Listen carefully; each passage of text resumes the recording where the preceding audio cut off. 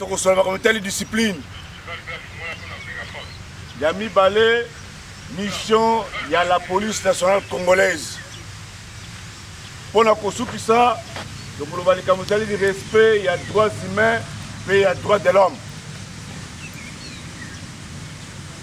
L'ingénieur Bissabiso Boé. Moussala na biso, o tosalaka oyo, babenga Moussala ya mbula matari. Etambolaka na mibeko, etambolaka na règlement. Mutu asalaka oyo na mutu na ete. Mutu asalaka o mitindo o mokonzi apesi. Bayebisi biso discipline militaire yango nde bino boyebi yango malamu. Na bitape nango misato balobi na biso yo kotosa sikasika awa mpe kozongisa monoko te. Yo kopekisa mobulu mpe komenya bakonzi. Leri yo obengami mpona komenya bakonzi, benge mpona kopekisa mobulu, obengami mpona kotosa sikasika awa, ingelakisa nini? Yo obengami agent de l'ordre, eza malamu te, yo moto kopekisa mobulu, obana kopekisa mobulu. Wana eza lokolo oyebi mission na yo te. Yo kotosa mitindo miso, mpe mitindo ya règlement, mitindo ya bakonzi na yo. Mokonzi eza nani? Oyo aleki yo na elembetelo. Ndakisa lokola ngai général, oyo aza na se commissaire supérieur principal, oyo aza na se commissaire supérieur, oyo aza na se commissaire supérieur adjoint, oyo aza na se commissaire principal, oyo aza na se commissaire, oyo aza na se commissaire adjoint, oyo aza moke sous-commissaire principal, sous-commissaire, sous-commissaire adjoint, qui n'a pas na brigadier. Yana parade. Wanande kotosa oya lekio likolo. Ezra bise wati ya bafe. Oya na fe mitano. Aleki mutala fe mine. Aleki mutala fe misato. Bokotosa ye ndenge wana. Mewabakisi lisusu. A part mitindo. Yaba konzi biso ya règlement. Tozala mitindo ya batambula matari. Voilà, tokuti ba ate, tokuti ba maire de ville, tokuti ba gouverneur de province. Ba wana sa pesi mitindo, tokokele yango ndenge règlement lobby. Ba o basalaka na ndenge na bango, babungaka. Soki osala ngo na motu, outaki nango na ndaku, mais lelo komi awa, okosala ya bakonzi na yo. Wana ezali discipline. Okoyeba ndenge ya kotambola, okoyeba ndenge ya kosolola. Po biso musala na biso ebandi na molato. Ndenge osoko olata, ndenge osolata ndenge règlement lobi. Okotia biloko mususu oyo ya polisi na biso te. Okokata pe te, yo okobakisa pe te. Osoko ya ndenge ya discipline na bebisi. Ndenge ne ya kobuka discipline ezali baye basali te, baye baumeli kosala makambo kozala baki, baye batamboli malembe otango alete pe rassemblement, baye balangwi okati tobe libandeli ya camp, baye babeti mbese, baye bapunzi biloko ebie basenzi, baye bakati biteni bia sokoto. Bawana ezali ndenge ne ya kobuka discipline.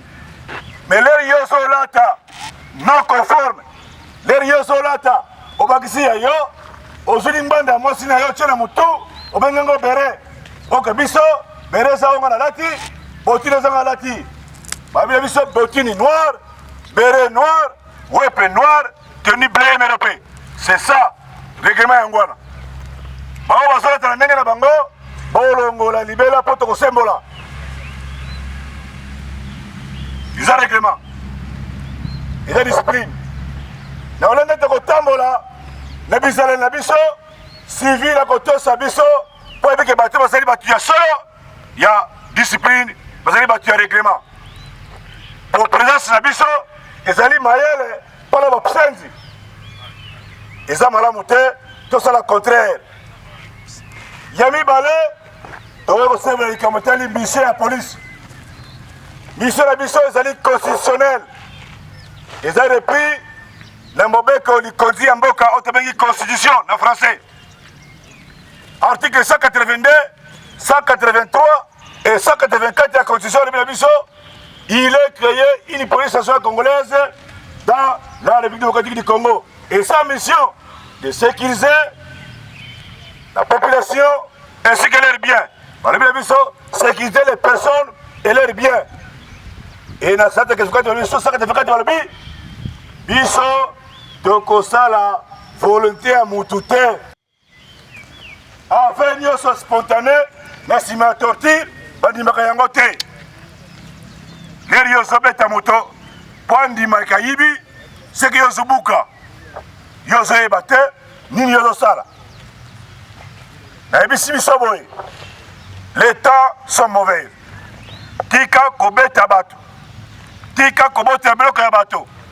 Tika kofinga bato. Yo batela bango, na biloko na bango. Esika yo ye, bayebake mutu ya ordre aye kopekisa mobulu bayo kotesa bakonzi na yo baninga na ngai oyo baza kotambola lokala mopepe bayebi te ake na gauche ake na droite. Cessez avec cette habitude. Avant yo bima yebisa mokonzi na yo okei wapi bapesa yo nzela na mikolo bakopesa yo te baere bakopesa yo. C'est ça kotosa bakonzi. Évitez kolangwa basanga liboke. Évitez kolangwa basanga ya makasi.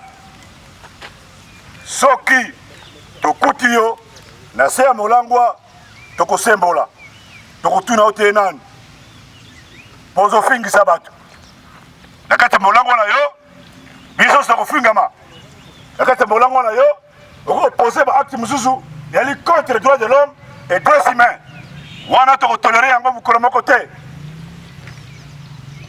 Toyoka na malamu toye awa na Congo central, toye awa na Congo démocratique du Congo, toye awa na police nationale congolaise mpo na likambo moko kaka ngai na bino kobatela bato na biloko na bango kotosa droits humains kotosa droit de l'homme.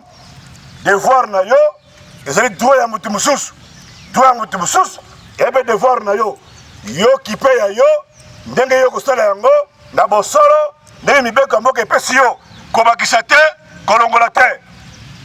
Avant que l'intervention bapesa mbongo ya makolo makolongo ya yo salaki makolo nzamba bapesaki yo bino bapesa moto moto aleka oza moto ordre pesa ordre soki okomi basentir ke ordre ekomi tozoyokana. Ngai mpo na lelo na kosuka awa toza na mosala monene ya kosala tozoyamba nzoto ya moko na biso ya bakolo baoba kaka azokoya lelo elinga na banini oyo ya biso ekosuka na kati na biso ebima libanda te toyokani. Soki papa na yo aza mobola yo kosiporte mobola ya papa na yo koloba teke papa na nga aza mobola ofingisa ye liboso na bana ya papa to oyo papa bango baza na bozwi mpo bozwi ya papa na yo eza nzambe nde apesaki bango yo osangi ya papa na yo nzambe nde apesaki bango toyokani. Soki nazangi bomba bolumbu na nga na libanda na bato bayeba te yo ozala kaka mwana ya botosi mpo lokumu na ngai tata na bino ebeba te. Ono tosha yo te ono biloko na basivili bilanga na biso nde basivili te wana eza biloko ya kala. Civil aza elanga ya moto te, civil aza elanga ya moto te s'il te plaît. Civil aza elanga ya moto te. Civil ezali boto oyo biso tobatela na biloko na ye eza ya moto. Soki apesi yo te kobotola te, soki apesi yo osengi merci akei yo mpo okei wana réclamation eza te okangi motu kobeta ye te. Na banzi si je me souviens bien eza na moko na biso na minute aza na auditorat pour avoir tapé sur un monsieur qui n'a pas aussi démérité, qui n'a pas aussi commis une infraction, et comme dans la classe, Moutouana Keiko Koufa, Tokotika Ote, Okokima Te, Potika Epsoli Kambuto Kangayo, Bakomanda Boyo Kangabalam, élément na yo, Oyebi Kasali Mabe, Kobomba Yete, Bimisaye, Basambisaye, Bajijeye, à répondre à l'acte naye. Ce qui est bombier, c'est que Kolisi Mabe, la carte unité, tomate moke ko polisa tomate muzuzu. Oya biso, to so na biso. Astoria. Astoria. Astoria. Ye banda boni ye. Ye banda boni ye. Ye banda boni ye. Ye banda boni ye. Kamona biso bimani banda. Kamona biso bimani banda. Kamona biso bimani banda. Kamona biso bimani banda. Ye banda boni ye. Ye banda boni ye. Ye banda boni ye. Ye banda boni ye. Kamona biso koma kuna. Kamona biso koma kuna. Kapete wenze likolo ya mbongo ya mbula matadi. Baluka pete wenze likolo ya mbongo ya mbula matadi. Baluka pete wenze likolo ya mbongo ya mbula matadi. Astoria. Astoria. Ceux qui vont la prendre à l'élo. Musique, garde à vous.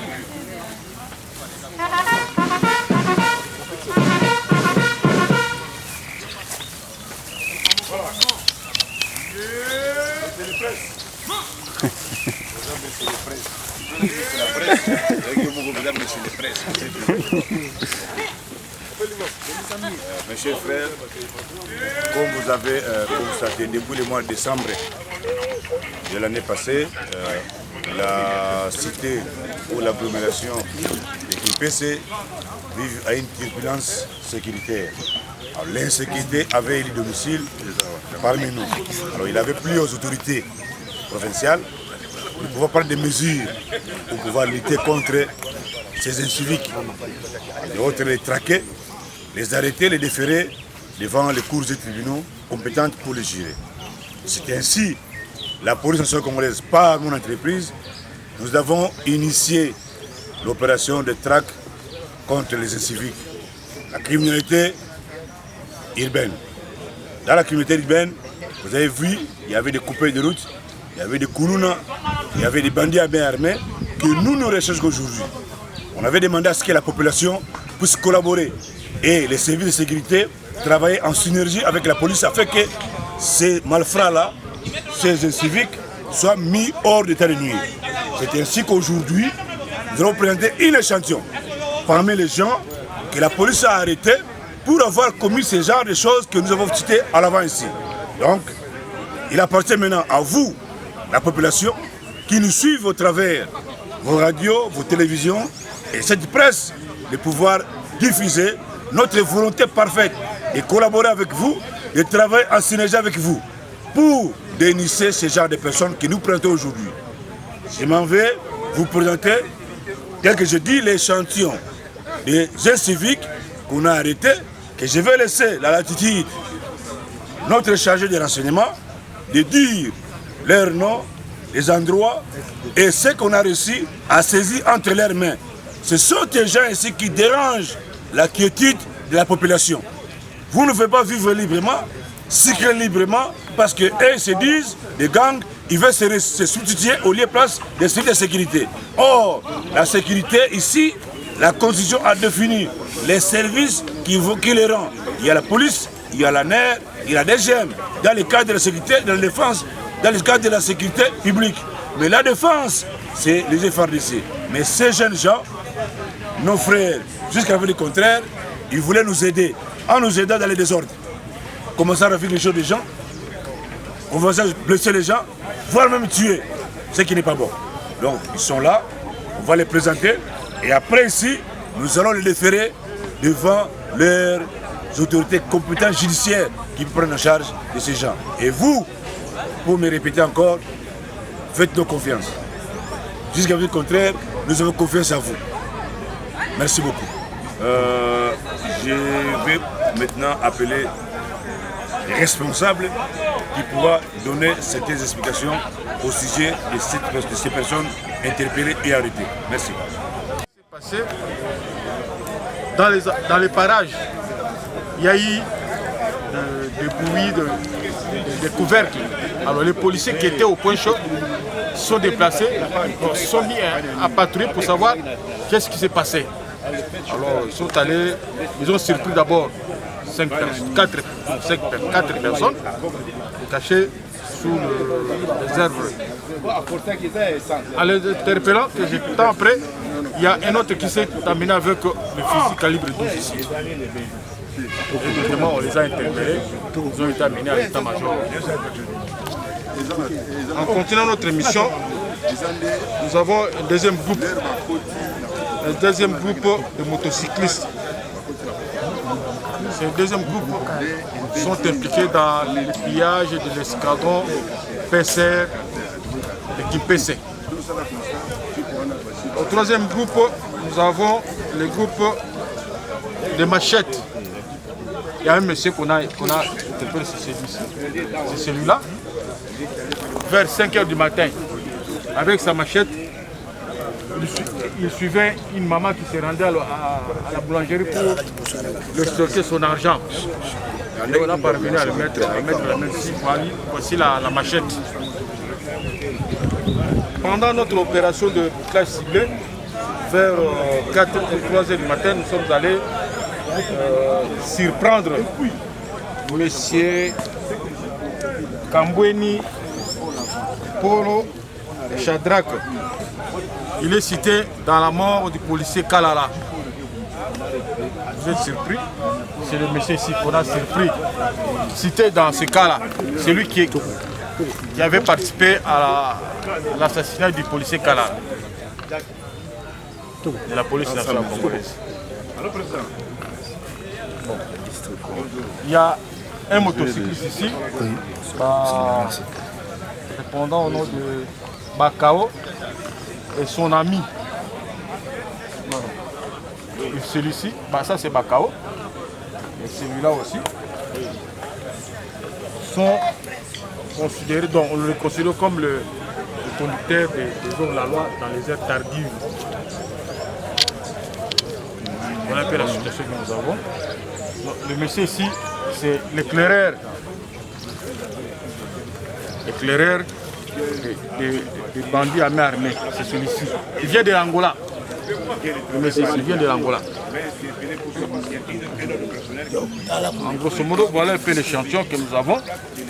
Notre monsieur ici, il est considéré comme Rasta. Mais c'est un guetteur. Il joue les ponts entre la cible, plutôt les cibles et les groupes. Là, voilà un peu en grosso modo la situation que nous avons. Alors, pour exemple, s'il y a des questions à poser, passez au bureau. J'aurai le temps de vous donner tous les éléments nécessaires pour